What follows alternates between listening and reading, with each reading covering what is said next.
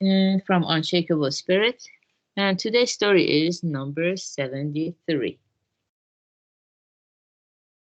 Look to the essence, not the form. Back in the late 19th century, one of Japan's first elementary schools was established in the city of Osaka. One day, the teacher told his pupils about an incident in the life of the great Chinese historian and scholar Sima Guang, 1019 to 1086. One time when he was 7, Sima Guang and his friends were climbing for fun on a large jar of water when one of the children slipped and fell inside. The other children all ran home to tell their parents. Only Sima Guang stayed his ground, reasoning, "He'll drown before anyone can get here to save him. No matter how valuable a jar is, a human life is worth more." He smashed the jar and saved his friend's life. The teacher concluded Sima Guang left his mark on history because when he was a boy, he had the courage to smash that jar. The children were so inspired by this story that they each went home and smashed every jar in the kitchen they could lay hands on. "What do you think you're doing?" Taken to task for this behavior by shocked family members, the children all answered boldly, "Go ask any of other kids. The teacher said that if you want to grow up to be great, you have to start by breaking jars when you're little." One child broke a pickle jar, another a miso jar. All over town, valuable jars lay in shards. This misunderstanding led to an unusual development as parents across town protested against sending their children to school. One of Shakyamuni's main disciples, Shariputra, was doing seated meditation in a peaceful and secluded mountain spot when Vimalakirti, a sage whom he had always admired, happened along and asked him what he was doing. As the answer seemed obvious, Shariputra was put out and answered with irritation, "I'm meditating." Perceiving Shariputra's distraction, Vimalakirti retorted, "You call that meditating? If by quote unquote meditation you mean only sitting without moving, you might just as well say the trees around you are meditating too." In this way, he pointed out that Shariputra was following only the outward form of meditation, having lost its true spirit. When we pursue the outward form while neglecting the inner essence, the result is always pitiful. Okay, very good. Yeah, this is a very profound story that requires us to contemplate on what we just read for quite some time before we can get the insights or those epiphanies as to what it really means.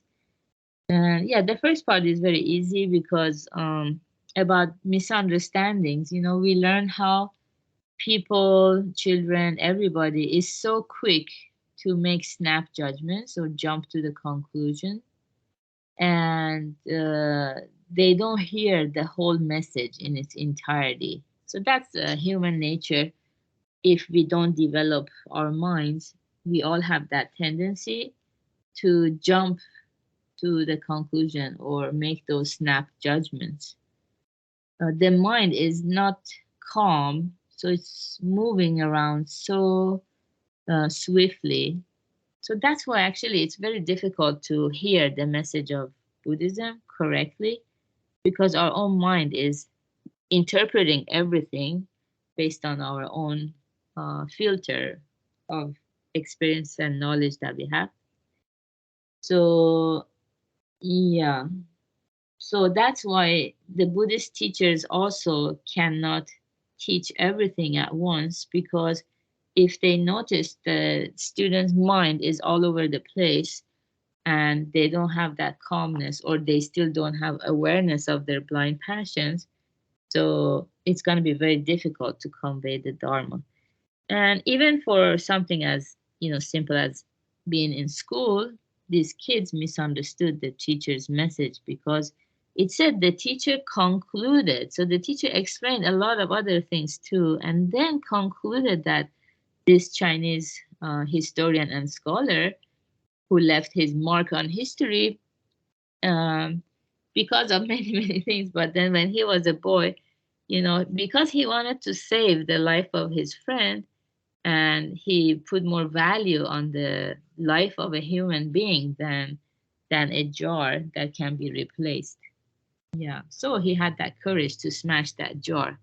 But other kids, they all thought to become a great person, they have to go and smash jars. So yeah, this is one of the dangers of misunderstanding. It's very dangerous because it doesn't only harm us, it will harm other people as well, as we saw in the story. So parents were fed up with their kids and they didn't want to send their children to school anymore. And then also the second story about meditation. So if we just feel satisfied with the outside form, and that, okay, I'm fine, I'm okay, as soon as we think like I'm fine, I'm okay, in a sense we are content with the status quo, we ourselves stop our growth, we stop moving forward, we don't enjoy that progress anymore. So that's why we need to have a teacher who constantly breaks those comfort chairs for us, what we feel comfortable in those with the status quo. Recently, I heard there's a book also called Comfort Crisis. Might be worth reading. So if we understand the constant progress we want to have going forward on the journey, so it's a different story than just the progress in society.